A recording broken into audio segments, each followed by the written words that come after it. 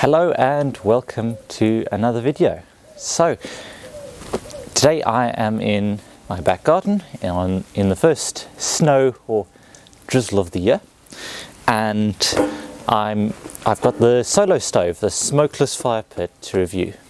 So this is the Bonfire. So this is the kind of medium version of the Solo range, and I got this about a year and a bit ago now to try and carry my sessions through the winter, so that it could provide a source of warmth without a lot of smoke, as the issue of smoke and outdoor practitioners is becoming more talked about now, as we think more about the health effects of basically breathing in smoke day in, day out for forest school or bushcraft sessions.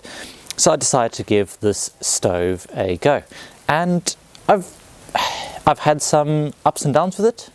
There are some definite positives, and there are some definite drawbacks to it as well. So I'm going to try and give this as good a review and overview as you can, because it is quite an investment. The stove at the moment will set you back around about £250 plus the heat reflector a bit more. So it is a significant investment, and one that is well worth thinking about carefully. But then again, when it comes to your health and the health of the people you're working with, how much is too much to pay? That's a question we'll hope to answer in this video. So if that sounds interesting to you, then keep watching. We'll be back in a mo.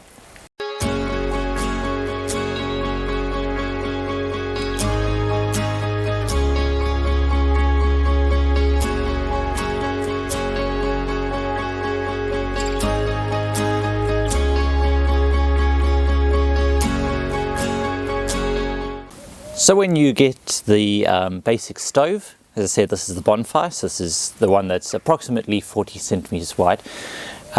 You get basically 6 main pieces and the bag as well. So we have our main body here that has the double jacket system that helps it burn smoke. We have an ashtray that goes on the bottom. Then we have our grate that goes in on top of that. You'll see it a bit closer in a little bit. And then the ring that goes on top. Make sure you have this the right way up, so follow the instructions on the edge. And then you have basically the base skirt that just raises the whole thing up. So it means you're not damaging the ground, because one of the drawbacks of a traditional fire pit is that you get a lot of heat underneath as well, and it does tend to scorch the ground, whereas this is relatively less heat on the sides and the bottom. We'll get into that a bit later. And then we have our lid, which is just handy for, in this time of weather, just keeping the inside dry before you light it. Really handy. There's a couple of other things that I have as well with me today. So I have this grill. It does not come with it. It's just a heavy duty cast iron kind of trivet grill platform. And then I have the optional extra, which is the heat reflector. So to kind of see what it's all about and start having a look at the features, we're going to get some wood into this and fire it up, and we'll talk a little bit more about the different features and how it functions. So here we go. I've just gone with a rough and ready fire lay. So I've created a little space underneath, remembering that air gap. And then I'm just going to light it with one of the little packets that the Solo Stove comes with. So it came with 2 packs of these Solo Stove igniters, and they're a handy thing. Like I'm fond of saying, if you need to think about what you are trying to achieve when you're lighting a fire. So if it's just to get warm, then get it done as quickly as possible. If you're looking to learn skills, then think about what sort of skills you're looking to learn and tailor activity accordingly. But these fire lighters are quite nice, and particularly paired with a long-nosed lighter, because this fire pit is relatively deep and it can be a little bit awkward to get in that space, particularly with children. This is not something you would typically be able to light easily with kids, but with a lighter as I said, let's get the edge of it, make sure it's catching.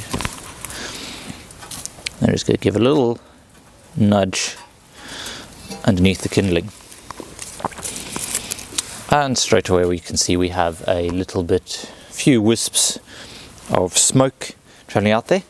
I say, this is not a perfectly smokeless fire pit.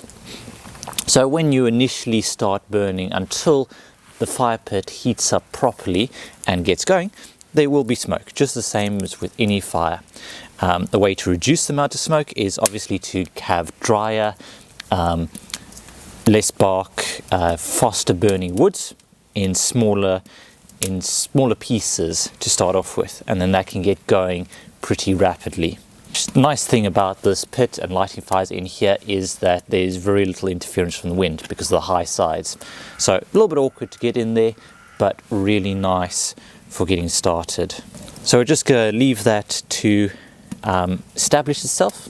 It'll take a bit of time, probably 5-10 minutes, until we get enough heat in here that we'll see the fire pit functioning the way it's supposed to.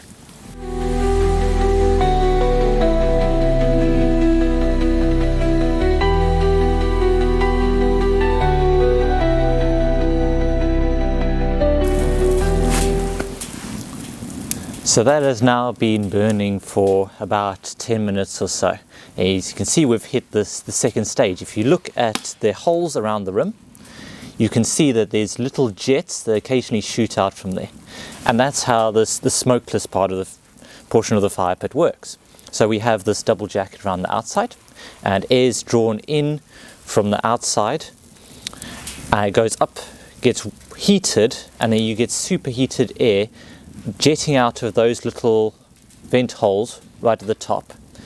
And as they come into the contact with the smoke, they burn it. So essentially it's a very, very clean burn. So the smoke gets essentially burnt twice. As you can probably tell, it is kicking off a massive amount of heat upwards. So this is really the strength of this fire pit. It generates a lot of heat, but is concentrated in a single direction, namely upwards. So that you may be able to see around the outside of the fire pit, the snow there is pretty much undisturbed. And I can almost just about still touch the outside of the fire pit with my hands, but we've got several thousand degrees in the center. So this means that if you are lower down than the edges of the fire pit, or out to the side, so say sitting around a fire circle, it doesn't necessarily throw very much heat out to the side. It's more upwards. Obviously, if you have a tarp over the top of this, a quite high tarp, say, because this column of heat is extensive. So once if you have a high tarp over it, it will kind of circulate the air around, and it does warm the space directly around it, but it won't warm say your feet as easily. So right here, if I put my feet down next to the fire pit, there's virtually no heat coming out of the sides. It feels cool out here, whereas over the top there's a lot of heat. So there are ways to bounce the heat outwards. So we have the fire reflector that we'll get into in a moment, but I just want to talk a bit about the amount of heat coming out of here. This is a lot of heat. It's something that would immolate a marshmallow in seconds. So it is not the best type of fire for cooking, unless you are doing extremely fast cooking, like using a wok or something like that, or just boiling water. You can actually get really good heat out of it. So something that you're using high BTUs, frying anything, any sort of slow cooking isn't going to happen with the top of this fire pit unless you get a significant amount of distance. Now, Solo Stove do sell their own cooking grills. so you can stand pots and pans and kettles over. I generally only recommend kettles and woks. They tend to be quite pricey, so I thought, so when I initially bought this, I thought, okay, I'll just throw a barbecue grill over that. The barbecue grill warped from the amount of heat here. So I had one of these wrought iron, cast iron grills, and I said I was able to just slide that over the top, and that's solid enough that it only warps slightly. But you might have seen that hiss of steam as soon as I put it on top. Massive amount of heat upwards. So don't expect to be able to cook on this very often. All right, moving on to the heat reflector. As I mentioned before, the heat reflector is an optional extra that you can buy from the store. One thing, if you are interested in the Solo Stove at all, I'd recommend getting on the Solo Stove mailing list first. They run tons of sales and special offers and bundle deals and everything else throughout the year. And if I'd waited a little bit longer and known about this, I would probably have got this for free as part of the bonfire kit. But, well, I made the mistake, so you don't have to. So it comes with these, to set the fire reflector up, it comes with these little legs and little slotted pieces, which are probably really easy to lose. And what you do is you slot it in the top there, flip it round, and then this clip just slides, I say, slides right off, slides into there and locks into place. And then we have our 3 little legs, and then this, as I said, takes the heat and bounces out sideways. So we'll see what that looks like on top of the stove.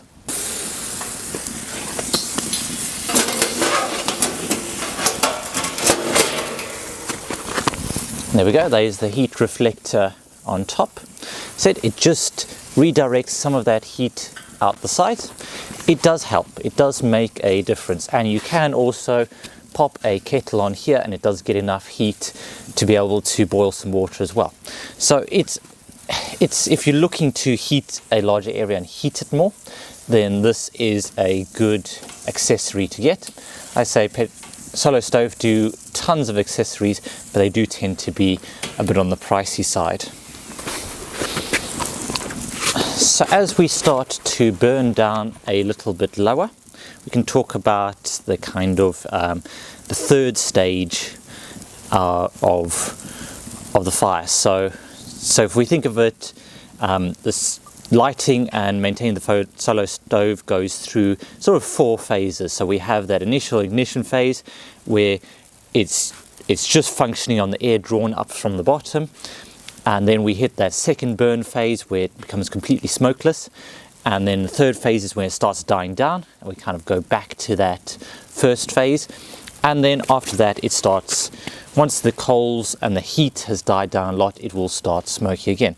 So obviously, if you wanted to keep it going, you just put more wood on at this point and it would catch pretty easily. You can go with quite substantial pieces and it'll go and get back up. One thing to mention, this will burn up a lot more wood. So I reckon it's probably 30% to 50% more wood easily per hour to maintain this, because it burns very cleanly, very fast. So we're just going to let it burn down at this point, and we'll talk about putting it away once it's all sorted out, once it's all burnt down and cooled down. Now, about half an hour later, it's burnt down to ashes.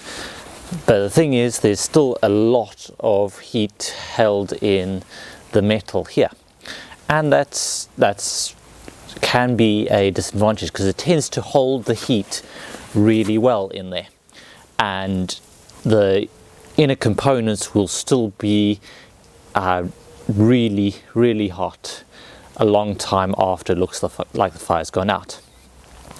Putting the lid on only exacerbates that problem. and it holds onto the heat even longer. Because the double-walled construction does actually act as an insulator as well. So to put it out, if you don't want, you ideally don't want to be pouring water in here because you'll get a geyser of steam, and also adding water to a fire pit, a metal fire pit, is more likely to cause rust. So I've found that once it's cooled down enough for me to handle and move, the best way is to basically pick it up, shuffle it onto its side, and drop all of the ashes and so on out. So I'm just going to take it over to the edge of my flower bed over here and just tip it out.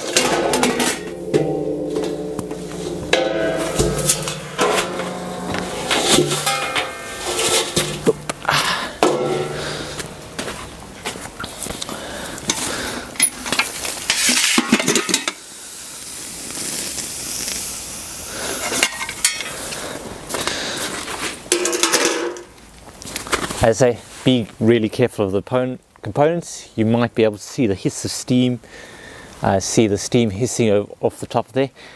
The grill and the ash plate are going to be red hot. So if you go move them, act quickly and decisively.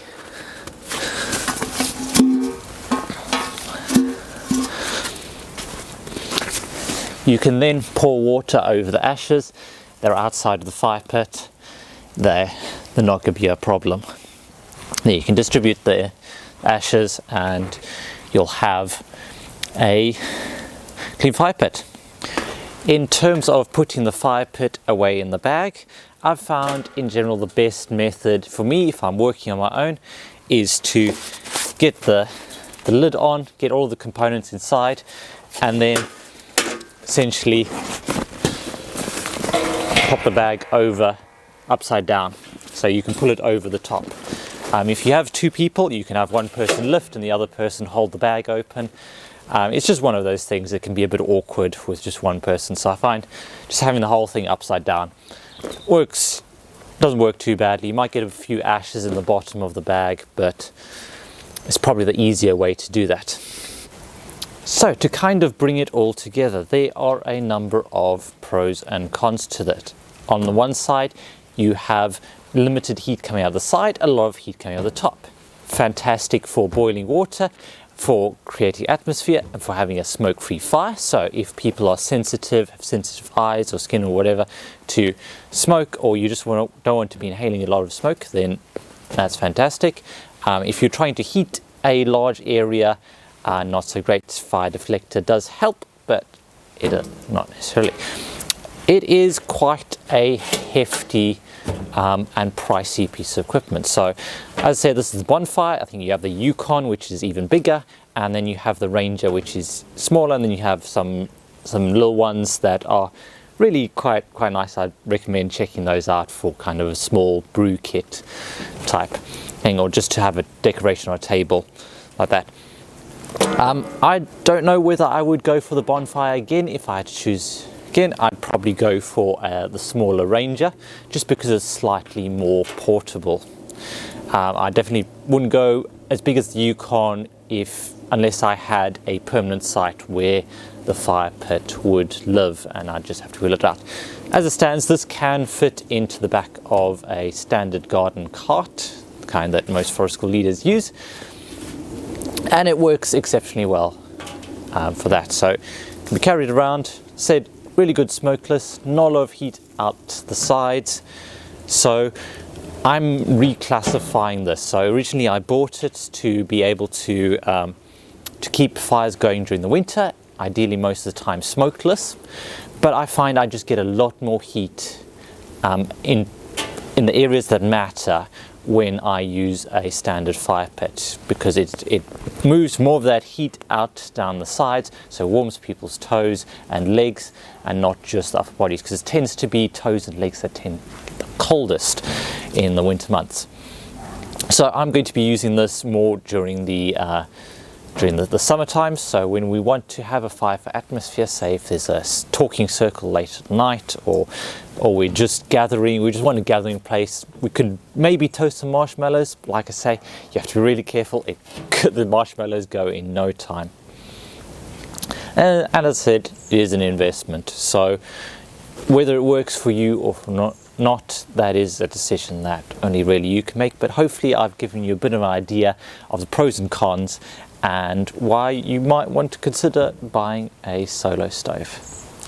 With that, I think I've rambled on long enough for this video. Thank you so much for watching, listening. If you have any questions about my experience with the fire pit or any of the other equipment I own, let me know in the comments below, and do check out my other reviews. I've reviewed a lot of outdoor equipment now, and I hope some of those will be useful for you. Thank you so much for watching and listening, and remember to make the most of every day.